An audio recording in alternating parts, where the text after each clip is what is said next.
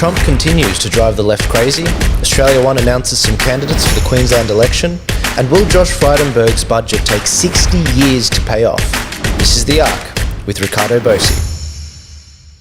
Riccardo, welcome back to the show. Thanks, mate. Good to be here as usual. It's been insane this last week. I mean, we were just talking before the camera came on that I think it was 2 weeks ago, Ruth Bader Ginsburg in the US passed away.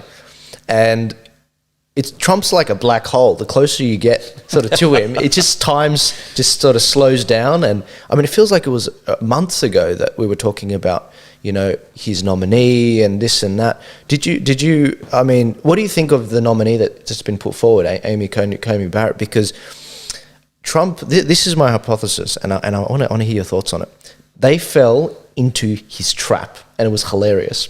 Amy Coney Barrett is the nominee Trump's put forward. She's a charismatic Catholic.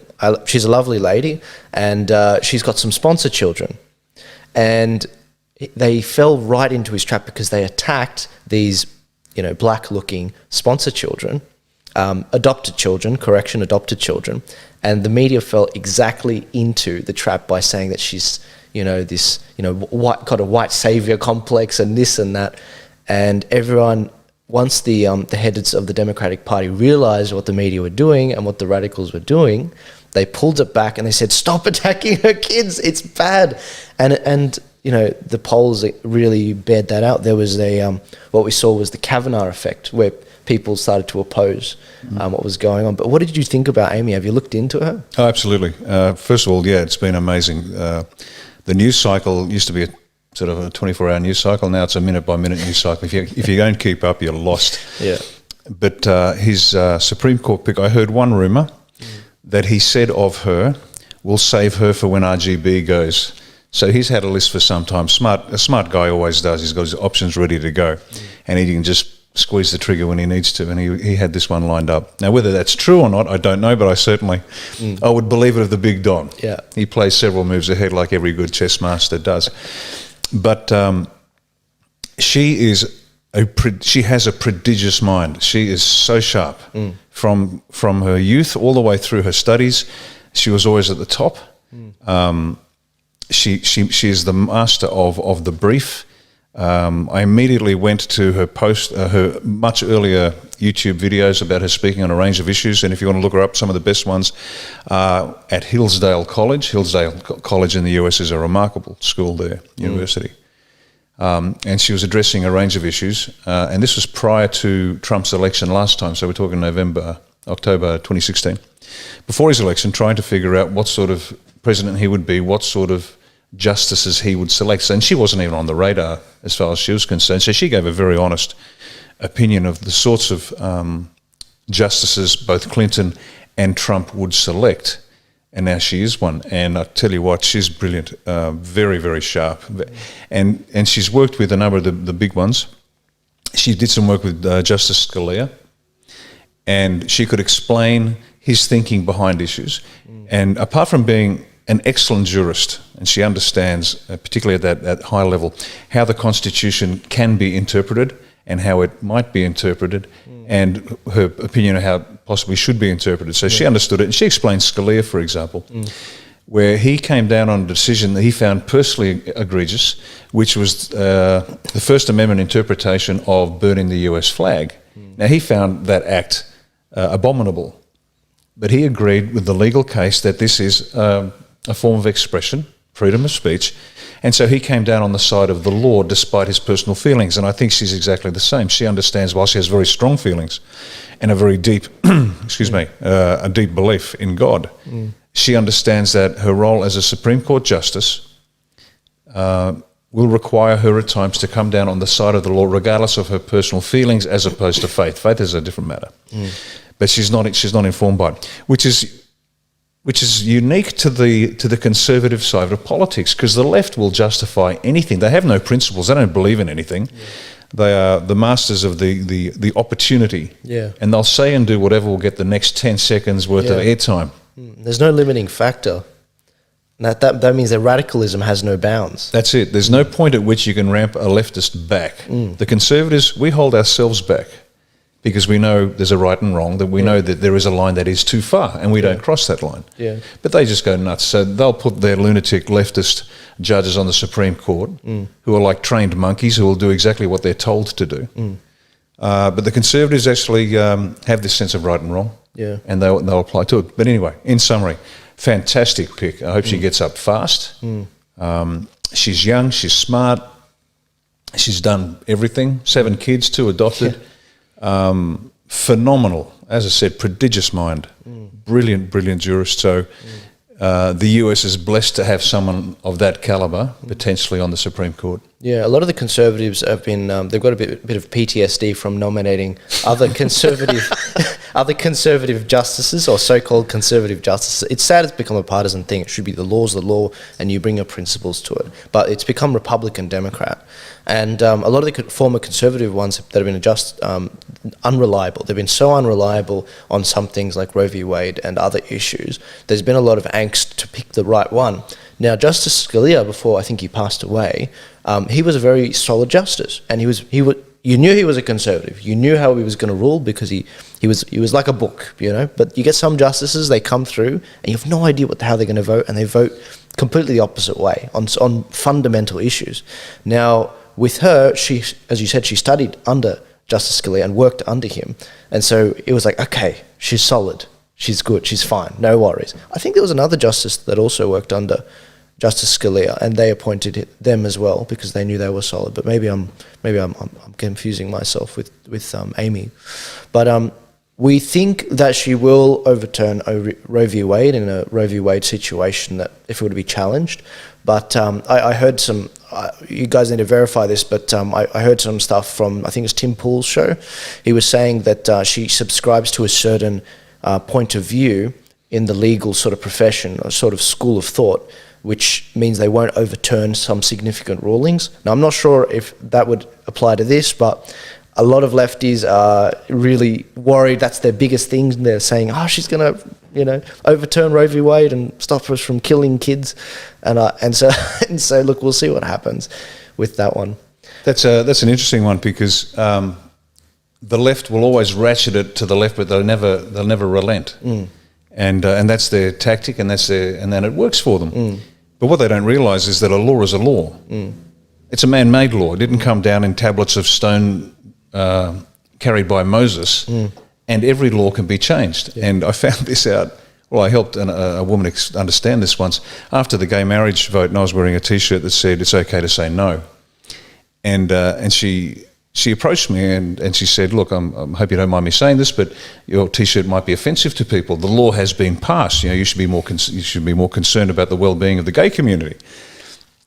And I thanked her for her courage in approaching me directly rather than just whispering behind her hand. And I explained to the woman that a law is a law. It doesn't matter. It can be changed, and the gay marriage law can be changed. And the look of horror on her face, and she realised. And I said, look, we change governments, we change directions, we can overturn bad laws, we can overturn good laws, but laws are there to be overturned. And she walked away stunned. We in the people, silence. Right?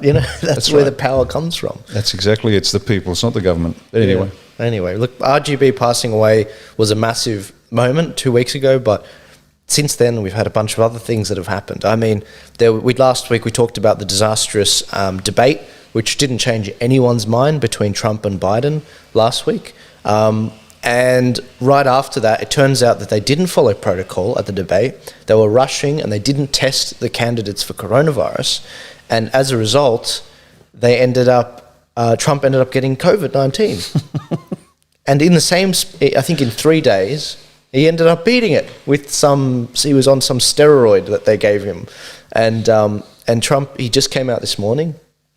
And he announced that he's going to be making the drug that really helped him, free for all Americans. Now, look, there's a lot of Bernie Sanders voters that are going to love that. They're going to love that. I mean, Medicare for all, having access to some sort of solution is amazing. But I want to challenge Riccardo. I want to challenge these people, Riccardo. A lot of the anti-vaxxers, because if Trump comes out and he says this is the vaccine I'm endorsing, I suspect a lot of lefties are going to become the new anti-vaxxers. and it's going to be... He's probably right. Can you imagine if they found the cure for COVID-19 in Trump? He had the antibodies, like they would have been... And then he were to force a vaccine on them, I think a lot of them would be, a lot of them would be really anti-vaxxers after that. I think you're right, because their obsession and hatred of him is so great. If he said that black was black, they'd say it was white. Exactly. And so I think you're right on that. I think they would. Yeah. But whether he actually had COVID on, I don't know. Yeah. Maybe it's a special operator coming at me. I'm constantly looking for the story behind the story. Yeah, you don't trust anything. So I don't trust anybody or anything. Who am I? Check myself. I don't know. Yeah. What I do know is even before all this took off, very beginning, before COVID was even in the public consciousness, and it first reared its ugly head, I checked with some medical professionals. They explained that the coronavirus itself has been around forever. You can see coronavirus written on antiseptic spray cans and things like that. So it's not unusual, the alleged virus. But they said, look, whatever it is, the reason it lives in the nasal cavity is because that's the coolest part of the body, because you're constantly breathing in cool air. So if you're feeling crook, they said, look, just hop in the shower every hour, go in for 10 minutes and just breathe in through your nose. It'll kill the bug, because it is very fragile and it cannot stand heat. So that's it. That's what they told me to do. Okay, great, we do that. And so there's been all this lie, this COVID nonsense. And even my daughters are saying, Dad, when is the COVID nonsense going to finish so we can get back to a normal life? So even they know it's rubbish. But what Trump did was, whether it was real or not, I don't know, and it doesn't really matter. But the fact is that if he gives free the solution that he took, how can you argue with that? Yeah, I really think it actually happened, because what happened after that, in the 24 hours once he got back from the hospital, he arrived back triumphantly. He arrived in his helicopter. He said, everyone, don't worry about the COVID-19. It's fine. I beat it. You guys can beat it. We're strong. We've got the best medical people. We're going to smash this. And I'm going to give you guys all the drug to help you out with it. And it's going to be free. Like, that's all. That's a pitch. And what was the reaction from the left? They said he took his mask off. He's endangering people. He shouldn't debate Biden. They don't want him in the ring with Biden again, even though the debate's in 8 days from now. And his medical doctor has cleared him of all COVID-19 Yeah, but we symptoms. know why they don't want him to debate Exactly, Biden, because exactly. the meds are going to run out. Yeah, exactly. The meds are going to run out. So, look, it's going to be very fascinating to see how this COVID-19 thing pans out. But what I think was genuine about it was, once he got out, I think he genuinely was, I don't know how long it was, but I think he was fearful when he was in there, a little bit. Because what happened when he came out, within 24 hours of coming out, he comes out and says, I'm declassifying all the Hillary Clinton email stuff. This is taking too long. I want to see all the ObamaGate documents that are coming out. And there was a Department of Justice announcement this morning at the crack of dawn, 2 a.m. Australia time. I couldn't sleep. I needed to know what this was about. Who were they indicting? False alarm guys. It ended up being 2 ISIS people that were beheading people in Syria. And look, that's terrible. Wasn't what I was expecting. We all wanted to hear some heads roll with ObamaGate. But that announcement just shows me that he is in a rush.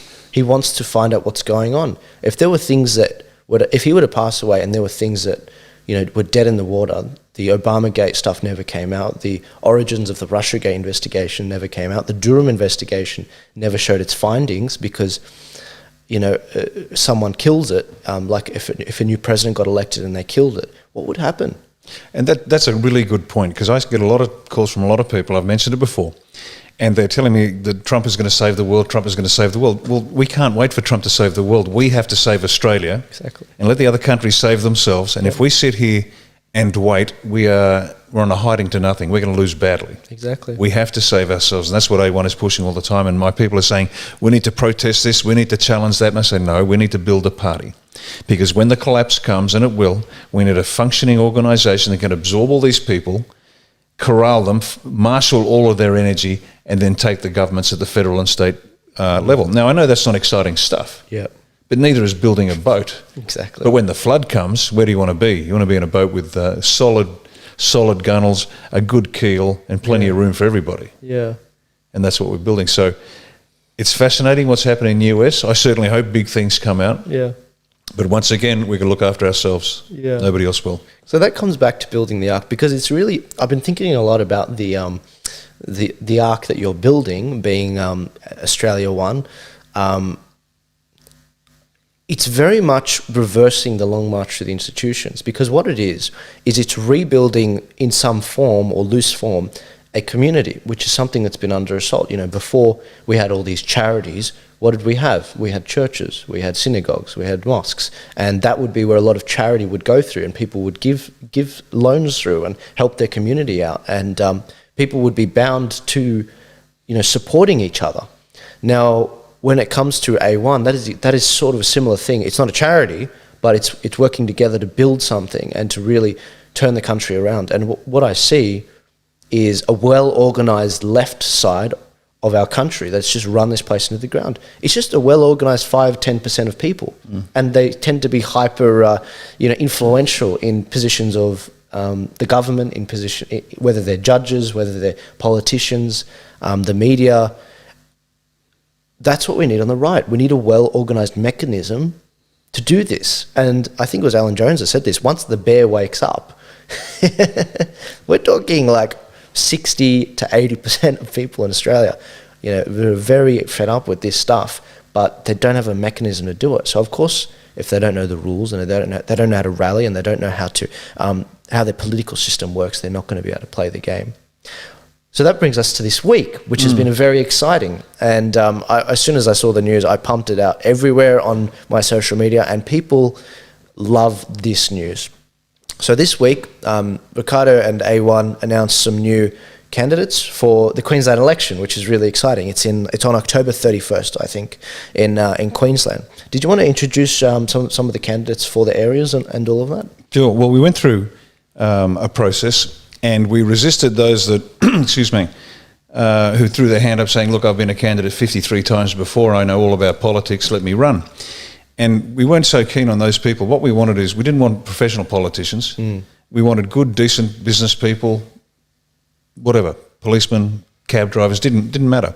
Yep. But we wanted people who had roots in the community, who were keen on doing something for the country, but didn't know exactly how or what they could do. And so we tested a whole bunch of candidates. We were going to have 3. The last one I rejected at this election. She's going to be fantastic at the next one. She just wasn't ready for the brutality of the fight, because we went through some Q&A, and it starts gentle, but then it gets progressively robust, and you can see that she wasn't quite ready. But the good news is there are 2 candidates running in this election, and it's a good military principle. You focus all your resources on a single point of attack, and then you break through. So we've got 2 candidates. There's Tracy in Currumbin, which is the Gold Coast, just inland, and it's right on the New South Wales-Queensland border. So they're suffering because the New South Wales-Queensland border is where a lot of cross-border work done. They basically, as far as they're concerned, their businesses cross the border. And so they're suffering under COVID, the COVID lockdown that Palachuk is implementing. But she's a solid individual. She's worried about her kids and her future. She had a good business with her husband. They're working hard. They're taking the month off. The business is in the hands of the employees while they focus like a laser on this seat of Currumbin in southeast Queensland. So she's solid and she's up and running and she's going. The second candidate is me. And I'm running in a seat called Nicklin. So you've got Currumbin south of Brisbane and Nicklin is north of Brisbane. So I'll be running up there. So we're covering both the Sunshine Coast and the Gold Coast. And I'll be running in Nicklin there. It's really exciting. And the reason I'm running is you got to lead from the front by example. That's right. It's easy to sit back and just direct the troops and watch them run into the machine gun nest and get mowed down. But you've got to be there yourself. You've got to lead from the front. And so I'm running in Nicklin. And you asked me before the show, how do I think we're going to go? We're going to win. Awesome. We will win. We'll have at least 1, possibly 2. And this is the beginning of the end of the political class in Australia at the highest level. Because they're terrified. They are absolutely terrified because it's a game they play between Liberal, Labor, Nationals and Greens. It's a game. It's a uni-party organisation. I was told, I was told by a well-connected individual, and they're going to hate me for saying it, but hey, it's the truth, and the truth shall set you free. But the LNP is going to run dead in Queensland because the agreement's been made. Labor's going to win. Is that right? Yeah, they don't care. They're not actually trying. Because they know the people actually run the country, to use John Howard's famous words. the people who actually run the country, know they can achieve more faster with the Labor Party than they can with the Liberal Party, Liberal National. They're both the same. None of them believe in anything. And if you ask them to describe in a short, sharp explanation of what they want to create for Australia, they can't tell you because they don't have a plan. We do. People ask me all the time, well, what do you stand for? And it's very easy. Excuse me. We want to create a sovereign, self-reliant, and they're the first two categories. Sovereign, self-reliant, Christian, Western democracy, which is economically powerful, militarily intimidating, politically free, culturally vibrant, and socially cohesive. So every policy we get asked about, what's your policy on this? If it contributes to any of that, it's in. And if it diverges to the least degree away from that, then we don't do it. Let me give you an example. Sovereign, the very first one. We're a sovereign nation. The UN, gone. Because the current government is signing us up to a bunch of nonsense because we're signed up to the UN. Well, we're not interested in being part of the UN. We'll sensibly we'll play the game in terms of cooperation internationally with business and bank transfers and the mechanics of things that need to be done. But we're going to be a sovereign nation. We're going to do the same thing for Queensland when we get in there. We're going to return the sovereignty of that state of Queensland to the Queenslanders and take it away from everybody else. So, good candidate in Tracy. I'm running as well. We anticipate, and I was advised again, that there will probably be a string of by-elections coming up, and we're going to focus, like a lily pond, we're going to jump from pad to pad to pad, and we'll be competing. So all you A1 supporters out there, of which there are thousands, thank you for that. Get yourselves ready. Prepare for the job if you want it, because when there's a by-election in your state or federal electorate, be ready for the task. And it's a tough one, so read the policies, make sure you can fight for them, and get yourselves ready. But Queensland's going to be a lot of fun. I can't wait. I was with you a few months ago, I think it was in July, for the Eden Monaro election, or was that June? And people don't get it. We're not going away because these issues aren't going away. And until you address the issues properly, we're not going to just stop. This party is not made or broken at one election. And people can't get through that through their thick skulls. These elites of this country that have run the country into the ground, if I can see it 23 years of age, then trust me, everyone else can see it. So, look, I don't know a thing about Queensland except the lovely views, lovely places like Fraser Island, and, Cairns gets a little bit hot. That's the extent of my knowledge. What's happening there? What sort of policies are you guys running on? What do people want to hear about? Well, Queensland's a great state with tremendous potential, and it used to be the place to go to. But as usual, the political class gets in and destroys it. Tourism's obviously big. It's got a lot of potential that has been squashed, and we're going to open that up. And let me just run through very quickly. Yeah, sure. Just a few things. Excuse me. Because make sure we get this covered. Now, first up, the state economy. The Treasurer of Queensland announced it'll be $100 billion in debt by 2021. When did any government anywhere ever actually fix the problem? They tax more and more and more, and yet we're going further into debt. Oh my God. Every state and federal government has done that, so it's time to sack them. Yeah. Just sack them. Get rid of them. This is insane. The people who created the problem are telling us to trust them to fix the problem.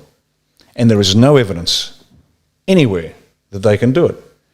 $100 billion for the state, where it should be in the black. How much is that? I can't conceptualize a trillion. Well, that's the trouble. A billion here and a billion there, and eventually you'll start talking about serious money. Yeah. But it's nonsense because it's just a burden that they don't care about. How much does a nuclear power station cost? Not much. Is it like $3 billion? 3 billion, yeah, 4 billion. Yep. Far out, man. You're kidding. So you could, oh my gosh. Okay. You could save Australia, save the states. They don't want to. It's not because they're incompetent. They actually don't want to. The plan, and we'll talk about this next week, the new international economic order and why Australia's in the hole that it's in. It's all part of a plan. Yeah. It's been known about for 50 years at least, and it's a government document, so this isn't tinfoil hat territory. I can give you the names of the Liberal and Labor members of Parliament on the committee. Yeah. But this was the plan to destroy the nation. So anyway, the economy. So how are we going to fix the economy? Open the state. We're going to open it up immediately. We will press for the COVID lockdowns to be thrown out immediately. Open it up because there is no threat to the country. There has never been any threat. And if you're interested in it, there is a German lawyer, And I wrote down his name, and unfortunately I forgot it, but you can check it out. Now, this German lawyer is pulling together a series of other lawyers, and they're going to look at the COVID response by governments. Now, this lawyer investigated the formerly fantastic and proud Deutsche Bank. And then they, as a result of their investigation, they made sure they found out the truth, and they found out that Deutsche Bank was a criminal cartel. He also was part of the legal team that investigated VW for their the dodgy shenanigans that were going on with their emissions. So this guy has played at the top level. He knows exactly what's going on. And he and his team of lawyers are now investigating COVID. And he has made it abundantly clear that we have been lied to systematically, intentionally, and those that are guilty of it, I can promise you this, if they did it in Queensland, they'll spend the rest of their lives in jail, and if they did it federally, same thing. So down the track. So watch this space, Scott Morrison and Josh Frydenberg and the rest of you. If you are guilty of deceiving the Australian people for somebody else's profit, there will be a reckoning. So we're going to open up the state immediately, as quickly as we can. Taxes. We're going to wipe the state taxes out. Just remove them immediately. Payroll tax, land tax, stamp duty, all the nonsense taxes that are regressive, that kill innovation and business building. And the reason for that is because we need to build up the SMEs again. Give them a massive tax break. Get back to work fast. Because these lunatics that created the problem are going to tell us it's going to take us decades to get out of debt. Well, it won't take decades to get out of debt if they just take the leash off the business people and let it do it. And we've spoken about this before. It's easy to earn a living. You go to work, you do what you're told, you create something of value, you get paid. Everybody can do that. But creating wealth, that's very special, and that's tough. And you only need three things. You need leadership, capital, and labour. Now, there's no shortage of good, hard-working Australians that are looking for a good job that pays well. There's no shortage of entrepreneurs. The leadership to create something out of nothing. And that's hard yakka, let me tell you, I've done it. It's hard work. What we're missing... What are we missing? We're missing the capital. Why? Because nobody's got the spare capital, because the government is ripping it out of your pockets and making it impossible to get your business off the ground. So all those, as many state taxes as we can physically rip out, we will.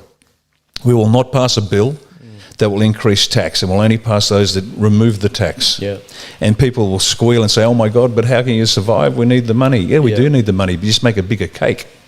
Stop trying to divide the cupcake amongst 15 people.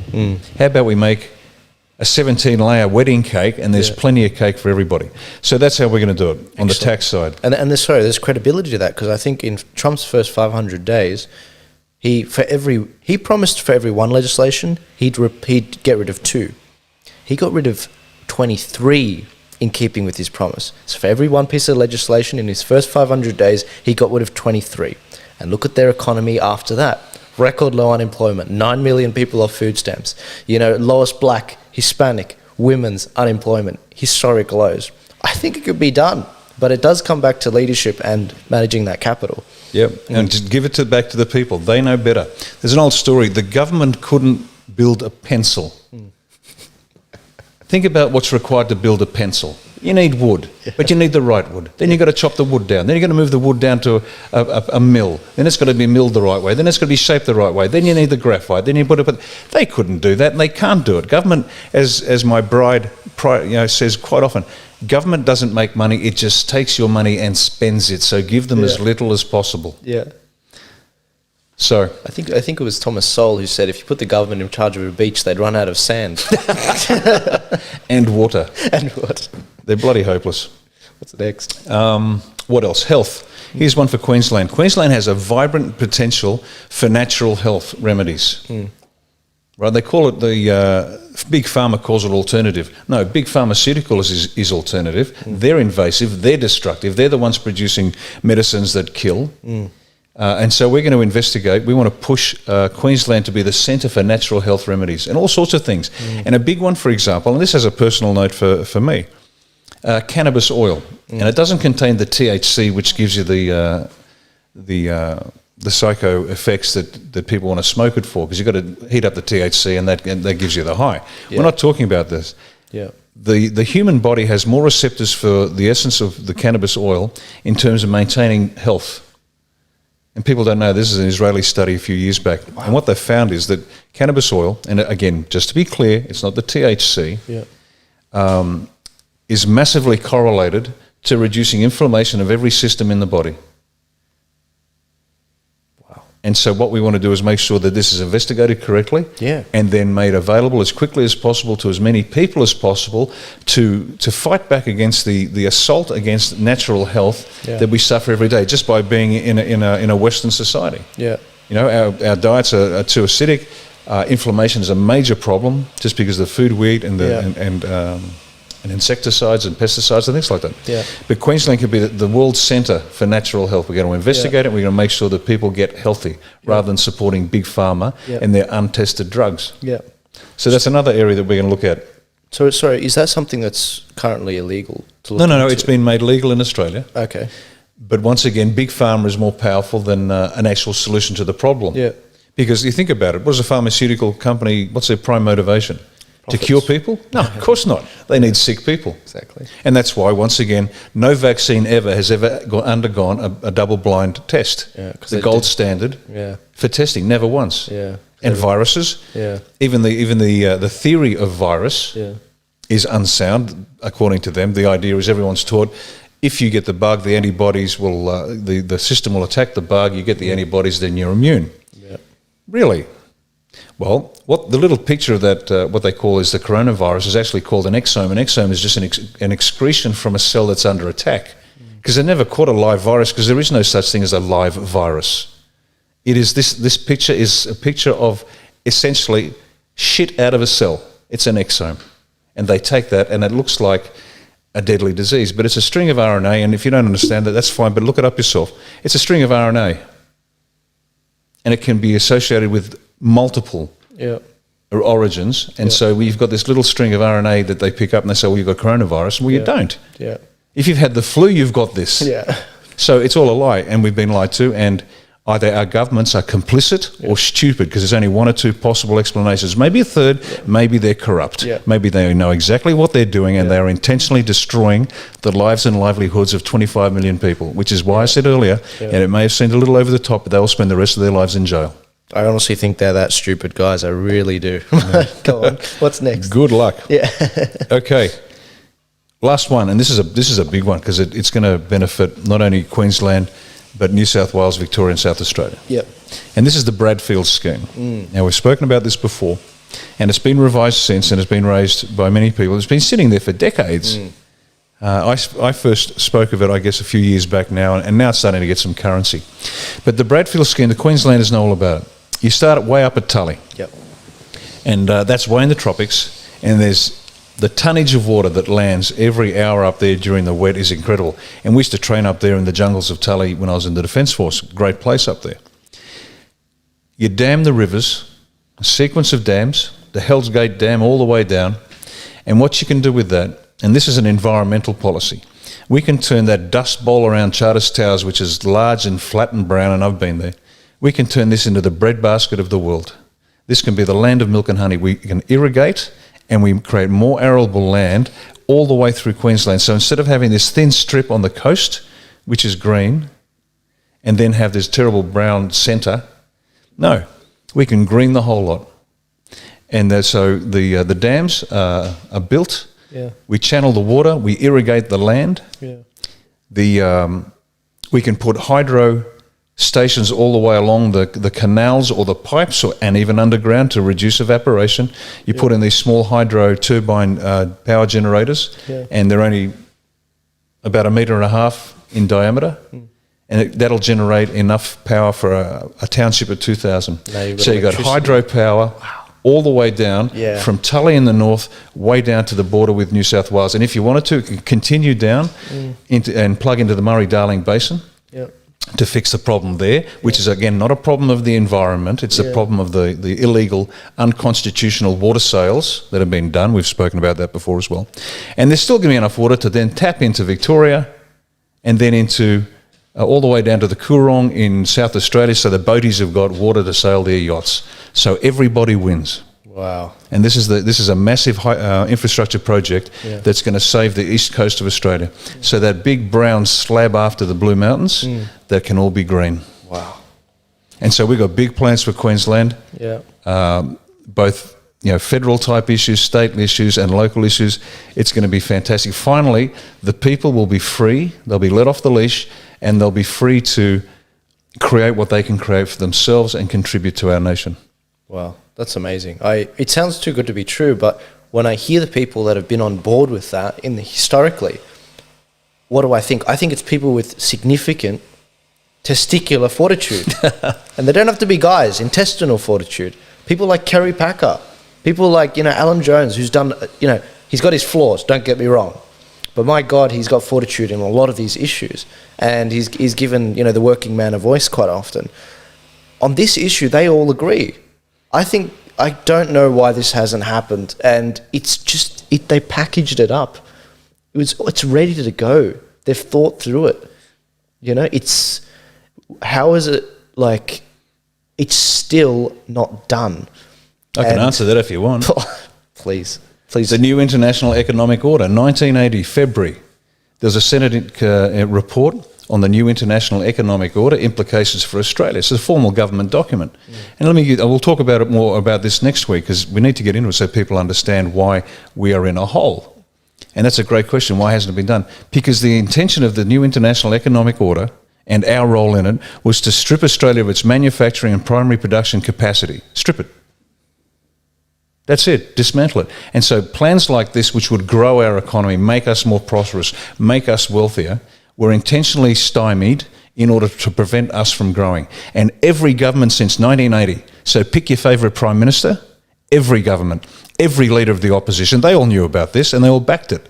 Everyone. There isn't one that gets off scot-free. Every senator, every MP. They have been intentionally destroying this nation day by day, week by week, month by month, year by year for at least since 1980 that we can prove. And if we get our hands on the documents that go before that, we'll raise that as well. But that's why none of this has taken place. And we keep electing these imbeciles to government, believing they're going to make a difference next time. Well, they're not. And let me make a point here for the Queenslanders. In the seats of Nicklin and Currumbin, you vote one for us or don't bother voting at all, because second and third preferences won't get us over the line. And there's a couple of reasons for that. There's the mechanics of how elections run and preferences, and you've got to get 50% of the vote plus one and you're in. The preferences don't matter after that. But if nobody gets 50% plus one, you go to preferences. Liberal Labor are going to play a game here. Yeah. So the win has to be so overwhelming, so convincing that we get 50% plus one vote and we're in. The second point is the Chinese Communist Party is involved, as I've mentioned previously, they're involved in the count. Now, why would you give the CCP, a known criminal cartel that has destroyed the world, a role at all, unless you are, again, an imbecile or stupid or corrupt? Premier Palace Chook. I'm not sure which one you are, miss, but you're one of the three. And the people of Queensland know it, and they're going to speak on the 31st, and you can do what the hell you like, but you will lose. We have to, every decent Queenslander has to descend on Nicklin and has to descend on Currumbin, help handing out how to vote cards, and leading up to the election, find as much information they can on social media and spread the word, because we need to win those two seats. Because if we don't, this is the last election before the Great Reset kicks off in January next year. And if we don't have anybody in Parliament, because all you've got at the moment are the Liberal, Labor, Nationals and Greens, and you're going to get more of the same. This is your last chance. This is the last throw of the dice, folks. You either get us into Queensland or you might as well just give up now, because there are no elections after that.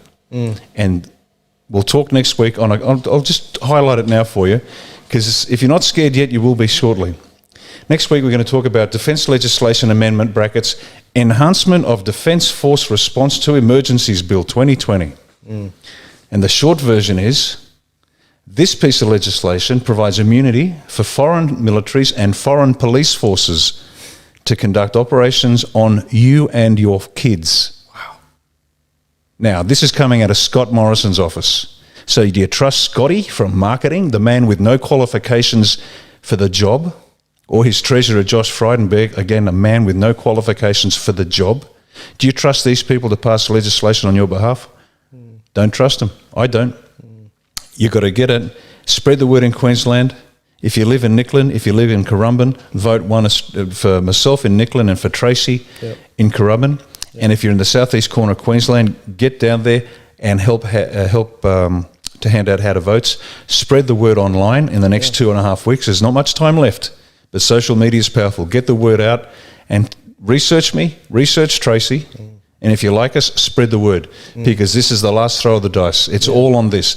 And it's not just about Queensland. This is for every other state, because down in Victoria and down in WA, and again, we'll talk about this in more detail. I wanted to mention it this week, but we haven't got time. But in WA, they already have legislation where the police are authorised to hold you down and inject you with a vaccine. It's law. And if you don't believe me, go look it up. Now, if you want your kids held down, you want your kids taken away from you because you haven't vaccinated them yet, just relax. Just keep doing what you're doing, folks. But if you have the least bit respect for the future of your kids in Australia, I mean it. Do your research and find it out. Tune in next week. We'll give you more detail on those stories. But we're in a bad place. Australia has to wake up. You will run out of time. And I'm sorry if I'm getting a bit animated here, but I am tired of people saying she'll be right. Let me tell you about the origin of the expression she'll be right. Back in Tobruk in World War II, the Australians and amongst the other allies, the Brits, were cornered in the town of Tobruk, and they held out against Rommel. And the term rats of Tobruk was coined by the Germans as an insult because they lived in the little holes underground. Well, the Australians and the Brits held out against ferocious odds against Rommel's vaunted Afrika Korps, and they held out. And I heard this from the son of one of the Brits that fought there, and who came out to Australia after the war, and he said, I couldn't believe the Australians. It didn't matter how bad it got. They said, she'll be right, we'll take care of it. But it wasn't a sit back and do nothing, she'll be right. It was, she'll be right, we're going to make this work, we're going to fight and we're going to win. That's the she'll be right we want, not the one that says, oh no, she'll be right, I'll do nothing and it'll all be okay. It won't be. They will come for your kids, they will come for you, they will take your kids from you, they'll forcibly inject you. Now that's not political freedom. That's not the Australia that I spent a quarter of a century of my life trying to defend. Well, wasn't I just a schmuck? Yeah. Well, it's time we all stood up. Australians have got to wake up. This is not a conspiracy theory. It's all out there. If they're too bloody lazy to do the research, just take the internet, the greatest gift to humanity, knowledge of an entire civilization online when you want it. And what do people look at? Porn and social media.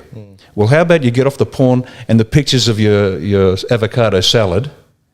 Do some research. You'll be horrified, I promise you. But get through the 5 stages of grief as quick as you can. Do your research and find out what's going on. And once you understand it, spread the word. And you've got to back me and Nicklin and back Tracy and Currumbin. Get us into the Queensland Parliament, because we are a voice, not just for Queensland, but this is the tip of the spear for the rest of Australia. Then we do the same in every other state. And it's for you. The scariest thing I realized in my life was that my actions actually matter. I can make a difference. Because once you realize that the price of inaction is devastating. I've got a niece. She's 2 years old right now. She's a lovely girl. And this leads into Josh Frydenberg and his budget. Apparently, in 2080, we would have finished paying off the debt according to their projections. 2080. My niece will be 62. Now, I'm not going to be the one that gets animated in this interview, but my gosh, do I feel invested in this. You know, Riccardo, you've probably got 40, 50 years in your life, God willing. But I am going to be stuck with this for a very long time. And I take it very personally when the government says, here is a situation where you're going to be saddled with debt for 60 years. That's a person's life. That's insane. And in the budget, guys, the information's all there. We're presenting it to you. 80 million vaccines have been secured. That's what Josh Frydenberg said, our treasurer, in his budget. 80 million vaccines. It's all there. And then these governments come out, these state governments come out with this legislation, and they're suggesting legislation to hold people down. At what point do you lose your crap and say, enough, we need to stand up? And I'm not advocating violence, at least not yet. I don't want to go get violent. But when it comes to these elections, that is your vote is your only weapon right now if you rule out violence. And if you can't do that, then maybe we do deserve to lose the country, but not yet. Now, we've got to be like the Australians of Tobruk. In fact, they fought so hard that Rommel said after that, He said, if I were to take hell, I would use the Australians to take it and the New Zealanders to hold it. Now, if the Desert Fox, one of the, Germany's most renowned generals in the First World War, is saying that about Australians, then what does it say about us today? We're so willing to give up the freedoms they died for. It's very enraging. And coming back to this budget, it's not something that we can just let go. I briefly want to say this on the budget. So I looked through it last night. There was a great guy I've been listening to online who covers Australian politics. He's a libertarian. He hates government debt, government control, so we've got a lot in common, me being a conservative. And he basically said, if you look at the report, this guy, he's great. He read through the whole thing. I don't have time to read through it, nor do you guys. But this is the thing that stood out to me. If you look through the report, and the projection is 60 years to pay off this debt, that projection is an optimistic view. That is assuming we don't have a COVID-19 situation again. That is assuming we don't saddle ourselves with more debt again. And I don't believe that, because I think we're going to get, if we get this is a liberal government we're getting all this debt from. What are the odds we're not going to have another crisis in the future? We're setting a precedent. If other governments in the future see that this is how you deal with, they take the book off the shelf and they say, this is how we deal with the COVID-19 crisis. We saddle ourselves with debt because it worked before. There's precedent for it. We're going to do it again. Of course it's going to happen again. If we say this is fine and we let this go. You have no idea how angry I was last night. I was swearing watching this video of this guy. I even posted it. I said, please, someone tell me this guy's lying to me. Tell me he's not telling the truth, that I'm going to be paying this debt off for 60 plus years. But it's true if you do nothing. And thank God we've got Australia One and other parties to put our votes into. Because I don't want the slow deterioration of the Liberal Party. I don't want the quick deterioration from the Labor Party. You got to stand up now. I can't help you guys. I can't help you. This is the information. We've made it easy for you. We've given you some leads. You have the bloody internet to look all this stuff up on. You need to get to action. What does that mean? That means voting Australia One, spreading these videos online, talking to people in Queensland, canvassing, going and talking door to door to people, telling them about Australia One, showing them a video on your phone about Riccardo, talking about these issues. I clip them up for you. I make it nice and easy for you. That means getting active and handing out how to vote ballots. Voting Australia One at the top of the ballot, not at the end, because you want Liberal you don't want Liberal to be hurt. Okay? We've got the most robust preference system in the world. You can put Australia One and put Liberal before Labor, okay? And it still matters. It just blows my mind how people don't know their electoral system. And then they look around flabbergasted and say, how did things get so bad? It's like, what did you think happened? But what did you think about the budget?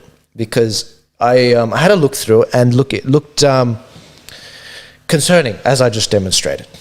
Oh, it's a shocker, and it's insane that they've actually put it out as they have. They are so pathetic. Frydenberg, again, he has no qualifications for this job. Frydenberg, the alleged treasurer of this country, the guy spent 2.5 minutes in a law firm, 3.5 minutes with Deutsche Bank, and the rest of the time he's been advisor to Liberal people. That's it. That's his. So he knows politics.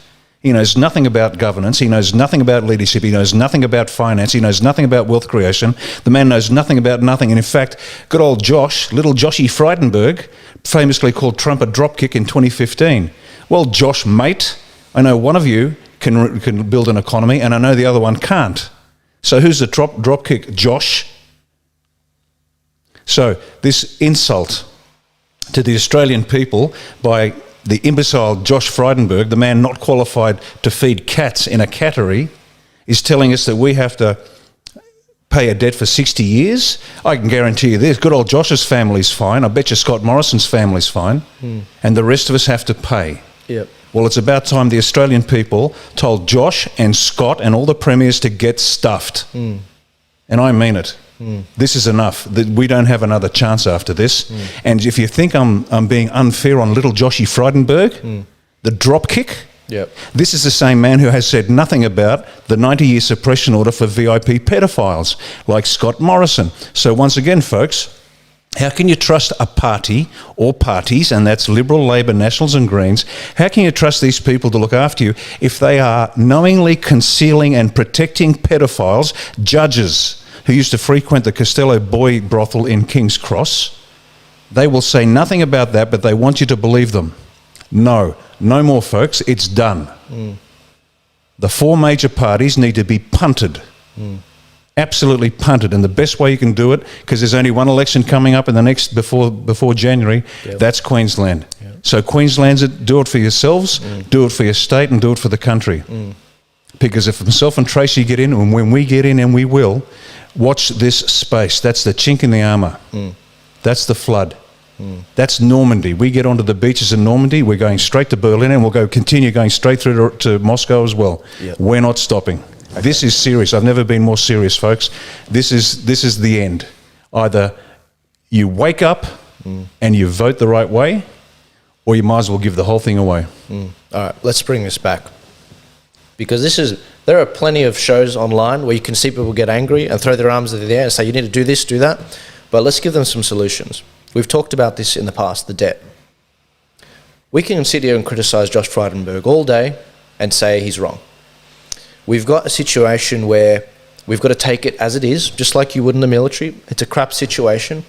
How would you solve the economy in this situation? If you were Josh Frydenberg and you had to give, if you were the Treasurer of Australia and you had to give that speech, what sort of policies would you thank you for asking that. To get them out? Because that's what we've got. That's important. We've got to talk solutions. And this wasn't set up beforehand. We didn't prepare this, but thank you for asking. No, you're right. First thing I'd do is I'd call up China and say, we owe you a lot of money. But we're now facing this situation of force majeure. Inexplicable, can't do it, can't pay. So we're going to set your debts to one side. We're not going to pay you back for the time being. So we're going to just pause on the debts, not renege, just pause until we can rebuild the country. So that's step number one. And the banks and China and everybody else can squeal all they want. I don't care. The next thing we do, once again, we revert the whole taxation system is two phases, as I said last time. A flat tax, get rid of all the regressive taxes, flat tax initially, and then a 2% expenditure tax after that. What would the flat tax rate be, sorry? Flat tax, 20% flat in the cities, 10% in the rural areas. So any major centre, capital city for example, 20% flat tax, that's it. 10% in rural. This provides real incentive for companies to get into town. Then we'll examine all the companies that are setting up businesses, because it's about SMEs. It's not about the majors. The major corporations they employ a lot of people, but they don't pay much tax. But it's all about SMEs. We want to build up the SMEs of this nation. And we can give tax breaks for long periods of time. For example, we want cheap power, no problem. We need more coal-fired power stations. We need gas turbines, not a problem. We'll give you a 30-year tax break just on that. Build the thing, because it takes 30 years to get your money back. It's a bugger. So 30-year tax breaks on power stations. Where you go, build as much as you want, and you get cheap power, so we start to reduce the cost of manufacturing, because labour's more expensive, but our previous edge was cheap power and reliability and quality. Well, that was eroded under the new international economic order. And so you reduce tax on the individuals, you reduce tax on the companies, and you let them go. And then we start becoming self-reliant. This is that second line in our goal, self-reliant. So we need manufacturing in Australia. For example, we have found out, and this is not accidental, that most of our drugs come out of China. All of our manufacturing comes out of China. We send them coal and they send us back an iron ore and they send us back stuff. Well, we're going to turn that around. We're going to make it economically viable for Australians to grow businesses here from a national security perspective and from a national economic strength perspective. So we make Australia as self-reliant as we once were. And once the economy starts to grow, everything else takes place. We're making a bigger cake. So what I said about what we're going to do in Queensland, we're going to do nationally. This won't take 60 years. It only takes 60 years if you're putting money into somebody's Cayman Island account. And it's as blunt as that. Because the money is here. We should have $1 trillion sovereign wealth fund. We should be so rich as a nation. We can afford to help people that are in trouble. For example, one of the plans I mentioned previously, international aid, critical. What I think we should do is we get a couple of hospital ships. We build the ships. We man them with the cadets that are being trained up in Tasmania. We get nurses and doctors. They can repay their a portion of their HEX debt by service on these hospital ships. So wherever there's a disaster, we sail them in and we provide them real, immediate care, and it does us good, it does them good, it does everybody good. And so this self-reliance grows up. We don't pick winners. Government can't pick winners. All they do is pick a company that's going to fund them at the next election. No. That's the way we do it. We build the economy, we reduce tax, we increase certainty, and as a result of that, the economy will take off in record time. As I said before, the analysis has been done. If Roosevelt, after the Depression, had not interfered as much as he had, it would have been over quicker. And that's what we need. Because what we're looking at is a 60-year debt. And as you said, that's optimistic. That's ridiculous. This will be over in no time flat. And then we'll deal with our debts. Secondary to that, when we do look at China, I'll be explaining to them, I'm sorry, Xi Jinping, you criminal. Everything you've done, you've actually destroyed our country. Thank you very much. So we're going to hit you up, and you're going to pay compensation to us. So the debt's wiped, and we're going to come after you and all your billionaires that have been invading our country. Every Chinese billionaire must be a de facto linked to the Chinese Communist Party, because it's not like you can make your money in China on a fair basis. And so there's a lot of stuff that's got to be done to rip the cancer out of this country and let the country get back to work. We'll be over this in no time. Yeah, but let's be clear, with the Chinese situation, of course, it's not an ethnic thing, and not at all. It's a fact. It would all be done through investigations, and we'd have to look through the individual cases. Of course, absolutely. People. I'm watching you bloody media. I know what you're going to do with that clip. But let them do that. But you know what? The cowardly media, they won't ask me, and that's fine. They won't. Because the media. Yeah. And don't cut this out of the show, please. I won't. And the media are also complicit in covering up the pedophiles, because every one of your heroic champions on the media, in particularly the ABC, not one has ever mentioned the 90-year suppression order. They are covering up and protecting pedophiles. And here's a question, folks. How many more children, babies, have to be raped and killed before you wake up? And it's as blunt as that. Because your politicians, your judiciary, your constabulary, your military, the church, the media, you pick them all. They are all playing the same game according to the same hymn sheet. And none of them want to talk about pedophiles, and nobody wants to talk about raping and murdering babies. And that's what's happening. So it's up to you, folks. If you want your country back, you know what to do. You know what to do. Yeah. Beautiful. Beautiful. Well, I mean, I think we covered everything. Like literally everything. Is there anything we missed this last week? I feel like a lot more happened. It's been a big week, but it's hard to pick the single biggest issues. Today, right now, actually, I'm not sure. Maybe I'll end up sitting around with Riccardo. We'll do a live stream or something. But in about 30 minutes, we're going to see the presidential debate between Mike Pence and the vice presidential debate, rather, between Mike Pence and Kamala Harris. That is going to be fascinating, because on one side you've got, like, I'm not saying he's the Pope of America, but he's a very significant religious sort of, a lot of the religious community listen to Mike Pence because he's prim and proper and statesmanly in the US. So that'll be very fascinating. And he's a formidable debater, believe it or not. He's not a Trump, but he's a formidable debater on the facts. Kamala Harris, not so much. So I'm looking forward to seeing how that goes down. And it'll be fascinating to see, because this is probably one of the most important vice presidential debates ever. It's not because it's 2020, but it's because there's a very high likelihood that even if Joe Biden were to win, or something were to happen with him while he won, after he won the presidency, Kamala Harris has a very significant role to play, because she's the vice president next in line to the presidency, and there's a high likelihood she'd have a run again in 2024, even if she didn't win. And the same with Mike Pence. A lot of people are saying Pence would run in 2024 and win. I don't think so, but a lot of people are saying it. But it's a very consequential debate that's going to be happening. So it'll be very fascinating to see how it goes down. So look, I'm looking forward to watching that. But look, guys, it's been a crazy week. This year's been a crazy year, and I definitely understand that. As the year gets closer to November 4th or November 3rd in the US, it's a crescendo. It is a crescendo. The craziest things are happening. More news is happening in a week than would happen in a whole year for some countries. And watch this space. I'm trying to cover it as best as I can, but I said it on my Facebook last night, there's too much shit going on, and I can't keep track. I hope the noises in this podcast weren't too disruptive. We had a lot of people doing landscaping who decided to do it today. But thank you to, I think 90% of the sound got cancelled out thanks to our lovely donors who have been able to fund these mics and allow noise cancelling to come through them. So thank you to our donors. Next week I'll be taking some questions from our top donors who donate a certain level, and they've got some questions for Riccardo, and they're really interested to hear more about you. But yeah, look, we've got a very interesting week ahead. It'll be very interesting. If you like these conversations, please consider donating. It's the best way to ensure we meet our deadline at the end of the year for ensuring that this show continues into next year.